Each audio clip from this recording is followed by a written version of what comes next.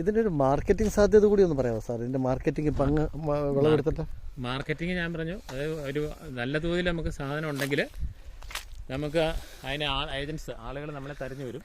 തെരഞ്ഞു വന്നു കഴിഞ്ഞാൽ നമുക്ക് അപ്പോഴത്തെ വില ആ സീസണിൻ്റെ തുടക്കത്തിലാണെങ്കിൽ കഴിഞ്ഞ തവണയൊക്കെ 140 രൂപ കിലോയ്ക്ക് വില ഉണ്ടായിരുന്നു. അവർ തന്നെ പറിച്ച് അവർ തന്നെ നമ്മുടെ ഫാം ഗേറ്റിൽ തൂക്കി നമുക്ക് പൈസ തന്നിട്ട് പോകും. ഒരു കായ എത്രത്തോളം ഉണ്ടാവും തൂക്കം? ശരി, അതിൻ്റെ സ്റ്റാൻഡേർഡ് തൂക്കുന്നതിന് 350 ഗ്രാമാണ്. 350 മുതൽ ഒരു 650-700 ഗ്രാം വരെ വരാറുണ്ട്. 350 താഴെ അതിൻ്റെ ഗ്രേഡ് കുറഞ്ഞതാണ്.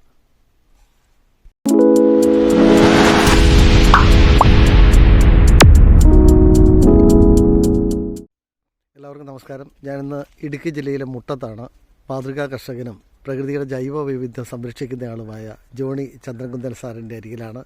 ഡ്രാഗൺ ഫ്രൂട്ട് തോട്ടത്തിലാണ് നിൽക്കുന്നത്. സാർ നമസ്കാരം. ഇത് എന്താ പ്രത്യേകത? ഇത് കുറേ വർഷങ്ങളായെന്ന് തോന്നുന്നു കണ്ടിട്ട്. ഇല്ല, ഇത് 2022 മെയ് മാസത്തിൽ വെച്ച പ്ലാന്റാണ്. അത് ശരി. അപ്പോൾ ഇതിൻ്റെ വിളവെടുപ്പ് ഞങ്ങൾക്ക് കഴിഞ്ഞ സീസൺ വിളവെടുത്ത് ഒന്ന് മാർക്കറ്റ് ചെയ്തതാണ്. ഓ ശരി. 7-ാം മാസം നമുക്ക് പഴം കിട്ടി തുടങ്ങി. എല്ലാ ചെടികളും കായ്ച്ചില്ല. 7-ാം മാസം നമുക്ക് ഫലം കിട്ടും ഡ്രാഗൺ ഫ്രൂട്ട് നട്ടാൽ. അപ്പോൾ ഇതിൻ്റെ ഒരു ഇനവും ഇതിൻ്റെ ഒരു പ്രത്യേകതയൊക്കെ ഒന്ന് പറയാമോ? ഇത് റോയൽ റെഡ് എന്ന് പറഞ്ഞ വെറൈറ്റിയാണ്. പഴുത്ത് കഴിഞ്ഞാൽ നല്ല ബീറ്റ്റൂട്ട് മുറിച്ചാൽ കാണുന്ന പോലെ നല്ല ഡാർക്ക് കളറുണ്ട്. അതുപോലെ ബ്രിക്സ് റേറ്റ് മധുരത്തിൻ്റെ അളവ് കൂടുതലാണ്. നമുക്ക് വളരെ ഈസി ആയിട്ട് കഴിക്കാവുന്നതാണ്. പൊതുവെ ഡ്രാഗൺ ഫ്രൂട്ട് കഴിക്കാൻ കൊള്ളില്ലെന്ന് പറഞ്ഞ ആളുടെ ഒരു പരാതി പറയാറുണ്ട്. അതെന്ന് പറഞ്ഞാൽ മലേഷ്യയിൽ നിന്നും തായ്ലൻഡിൽ നിന്നൊക്കെ വരുന്ന അവസാനം കാലാപിറക്കം എന്ന് പറഞ്ഞ പോലെ വരുന്ന പിഞ്ച് സാധനം മരുന്നടിച്ച് കൃത്രിമമായിട്ട് വരുന്നത്, അതിന് മധുരം കാണില്ല. ഇത് നമ്മുടെ നല്ല ഡിമാൻഡുണ്ട്. നമ്മുടെ സാധനം ഇത് കൊടുത്തു കഴിഞ്ഞാൽ നല്ല ഡിമാൻഡാണ്. അതുപോലെ പിന്നെ ഇതിന് വേറെ പ്രത്യേകതയുണ്ട്.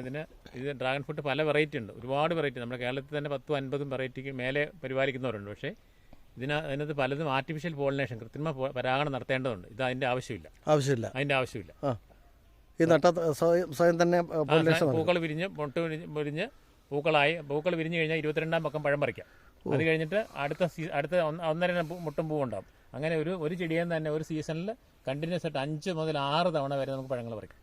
ശരി. ഇതിപ്പോൾ എന്തോരം ഉണ്ട് സാർ? ഇത് 300 പ്ലാന്റ് ഉണ്ട്. 300 ചുവടാണുള്ളത്. അപ്പോൾ റബ്ബർ കൃഷിയിടം വെട്ടി മാറ്റിയാണ് അങ്ങ് പഴകൃഷിയിടമാക്കി മാറ്റിയത് അല്ലേ?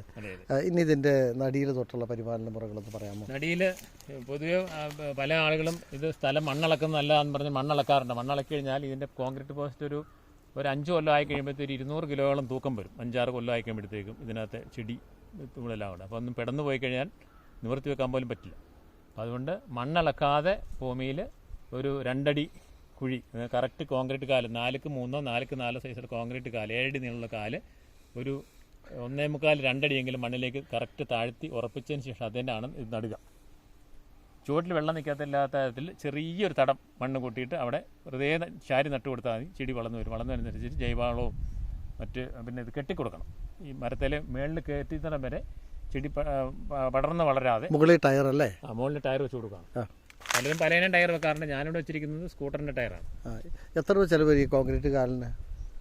ഒരു പ്ലാന്റ് ഇതുപോലെ വെച്ചിരുമ്പോഴത്തേക്ക് കോൺക്രീറ്റ് കാലിന് ഏതാണ്ട് ഒരു 300-350 രൂപയോളം വില വരും. കോൺക്രീറ്റ് കാലിൽ ഇപ്പോൾ പണ്ടൊക്കെ അതിന് മേളിലൊരു ക്ലിപ്പുണ്ട് നമ്മൾ ഈ ടയർ വെക്കാനായിട്ട്. ചിലർ കമ്പിയിട്ട് ഞാൻ ക്ലിപ്പ് ഉണ്ടാക്കിക്കുകയാണ്. ആ ക്ലിപ്പിനും അതുപോലെ ടയറിന് പണ്ട് ആർക്കും വേണ്ടാത്ത ടയറിനിപ്പം 50 രൂപ വരെ മേടിക്കുന്നുണ്ട് ഈ സെക്കൻഡ് ഹാൻഡ് ടയറിന്.